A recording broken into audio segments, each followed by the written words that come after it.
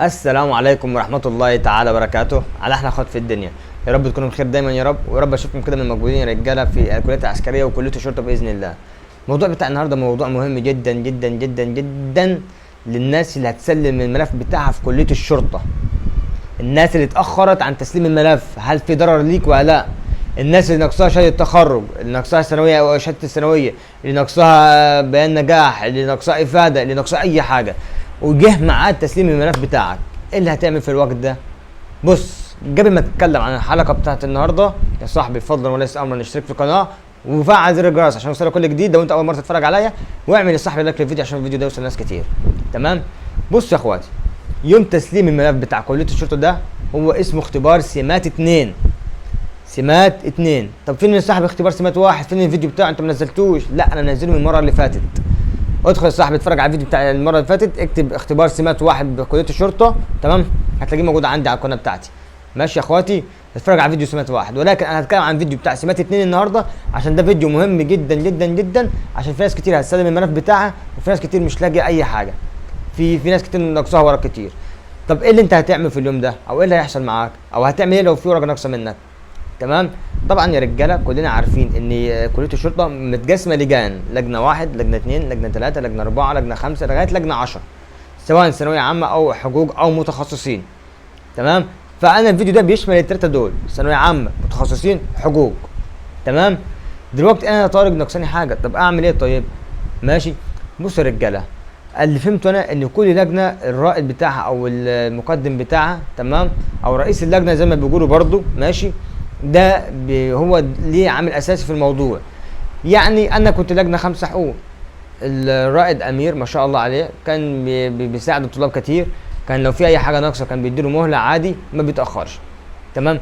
لكن سؤالك اللي بيدور في دماغك دلوقتي، طب انا يا استاذ طارق دلوقتي في حاجات ناقصه معايا، هل كده انا خلاص كده مش هعرف اعملها؟ لا يا عم، انت معاك لغايه الهيئه تسلم الملف بتاعك، مش مشكله.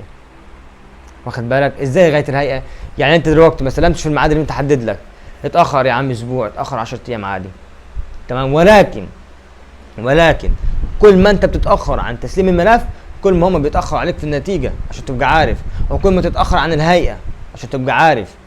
طب دي فيها اضرار الى حد ما، فيها اضرار. تمام؟ لحد ما فيها اضرار، لان في ناس كتير في الهيئه بتنشوها في الاخر عشان تبقى عارف. فاحنا مش عايزين نوصل للمرحله دي، احنا مش عايزين نوصل للمرحله دي. دلوقتي انت يا واصل يا اللي وصلت خلاص سمات، اهم حاجه تجهزها الكود العائليه، اهم حاجه تجهزها الكود العائليه. يعني انت خلاص ربنا كرمك وصلت السمات 2 ورحت تسلم الملف، يبقى اشتغل يا صاحبي على الكود العائليه، جهزها خلاص كده مفيش وقت، جهزها وجهز كل حاجه مستعجل لو تعرف تعملها مستعجل، اللي هو خدها تاني يوم يا عمي، مش هقول خدها في اول نفس اليوم ب 210 عشان ممكن تكون انت عندك تعذر هتعمل كده عادي كل عم وعمه او خال وخاله فهتصرف كتير.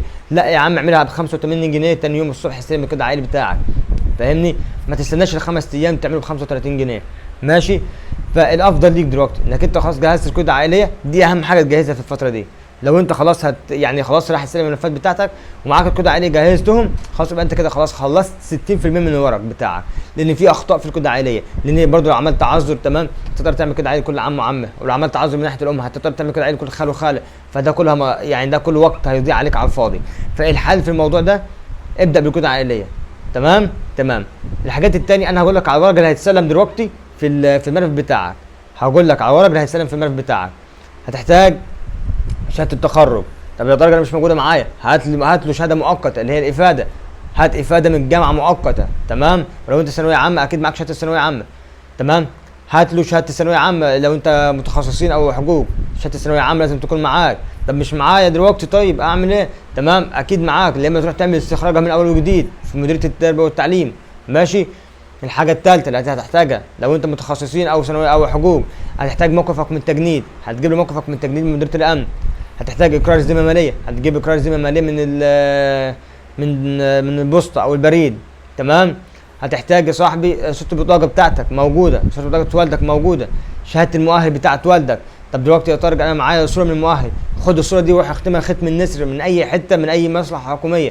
تمام؟ كذلك الامر بتاعت والدتك هتجيب لها برده معاك صوره، لو هي معاها مؤهل عادي او متوسط اي كان المؤهل هتجيب صوره المؤهل وتختمها برده من اي مصلحه حكوميه ختم النسر. ماشي؟ الحاجات دي كلها. طب والدك ووالدتك موظفين، هتجيب لهم مفردات مرتب. لو والدك شغال في مصلحه حكوميه، مستشفى او مدرسه، هتجيب له من المدرسه او المستشفى. كذلك الامر لو والدتك من المدرسه او المستشفى، هتجيب لها مفردات مرتب من المدرسه او المستشفى. تمام. الحاجات دي كلها يا رجاله هي اللي انت هتحتاجها، الحاجات دي كلها مهمه. بس لما تخلصوا كده عليه اجري على الحاجات دي. لما تخلصوا كده عليه اجري على الحاجات دي. في اي مشكله هتواجهك بعد كده، تمام، تتكلم فيها، روح للرائد او رئيس اللجنه بتاعك وقول له يا فندم انا دلوقتي مش معايا، مش لاقي له حاجه. يعني انا دلوقتي مثلا كان جدي مش لاقي له رقم قومي، تمام، قلت له يا فندم انا مش لاقي الرقم القومي، قال لي عادي عادي سيبه فاضي. فلجنه عن لجنه تفرق. تمام. في ناس سواقط اللي هو جدك من سنه 50 و20 و30 مش ممكن ما تلاقي لهمش ارقام قوميه، ممكن ما تلاقي لهمش حاجه، فهسيب الرقم القومي فاضي. ده برضه يرجع لبتاع اللجنه، رئيس اللجنه. عشان كده بقول لك ليه انا يعني كل حاجه ترجع لرئيس اللجنه بتاعك. ففي اي حاجه بعد كده كلم رئيس اللجنه. ولكن اللي هيتم معاك انت ان اي حاجه ناقصه معاك، تمام، اجري عليها من دلوقتي. الحاجات اللي انا قلت لك عليها دي الكود عائليه. طبعا انت عارف ان دلوقتي لو عملت كده عائلي او عملت تعذر للجد من ناحيه الاب، هتضطر تعمل كده عائلي كل عام وعامه. تمام. طب اعمل ايه دلوقتي يا طارق؟ اعمل تعذر واعمل كده عائلي كل عام وعامه، وخف نفسك وحرك نفسك شويه الفتره دي. فتره تسليم الملف دي فتره يعني سهله وحلوه خالص، بس انت محتاج انك انت تضغط على نفسك في البدايه، عشان خاطر انت لو سلمت الملف خلاص هيجي لك بعد كده ميعاد الرياضي والطبي، وتبقى الدنيا خلاص تبقى متقدم، وتبقى خلاص قدامك فتره اشهر يعني ايام قليله وهتلاقي نفسك في الهيئه، اللي هو حلمك هيبقى خلاص بين ايديك دلوقتي، واخد بالك؟ فاللي هو انت كل اللي عليك اللي هتعمله يا اخويا دلوقتي انك انت تشد حيلك وتجهز الكود عائلي من دلوقتي، لان طبعا كلنا عارفين ان الكود عائلي ده اصعب حاجه، كله اللي بيعاني من الكود عائلي. عملت كده عائلي، عملت تعذر للجد من ناحيه الاب، هتقدر تعمل كده عائلي كل عام وعامه. عملت تعذر للجد من ناحيه الام، هتقدر تعمل كده عائلي كل خال وخاله. فانت في كده حالات لازم تبدا بالكود عائليه. طبعا دي يعني تكاليف كتير عليك وورق كتير هتجمعه، تمام. وانا طبعا اتكلمت عن الكود عائليه وازاي تعمل تعذر، واتكلمت انك انت هتعمل ازاي كده عائلي كل عام وعامه او خال وخاله في فيديو قبل كده، تمام. ده يا جماعه الخاص بكليه الشرطه عشان تبقوا عارفين. ماشي يا رجاله؟ في اي حاجه معاك اي مشكله كلم المقدم بتاعك او كلم الرائد بتاعك او النقيب بتاعك، كلمه وقول يا فندم انا مش عارف احل المشكله دي ازاي، وهو هيقول لك الحل، تمام. لو عندك شهاده التخرج مش موجوده طلع افاده مؤقته، عشان ده السؤال بيسال كتير. ماشي يا رجاله؟ النقطة التانية بسيطة بره الموضوع، مفيش تقديم معاهد، خريج المعاهد العليا ملهاش تقديم، عشان الناس اللي بتسألني خريج معاهد عليا ملهاش تقديم، أي معهد مساوي للبكالوريوس أو الليسانس ملوش تقديم، عشان بس محدش يسألني كل شوية السؤال ده يا رجالة. ماشي؟ ده الموضوع بتاع النهارده، واتكلمت لك عن ازاي تسلم الملف بتاعك.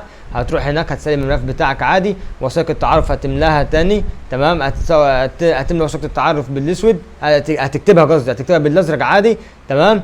وتاخد وثيقه التعارف بس ما تمضيش عليها من تحت، ما تمضيش عليها، هتصورها 3 نسخ، ماشي. وبعد كده تمضي على ال3 نسخ كلهم، تمام، بالازرق من تحت خالص على ال3 نسخ كلهم بتوع وثيقه التعارف اللي انت كاتب عليها واللي انت مش كاتب عليها. ماشي يا رجاله؟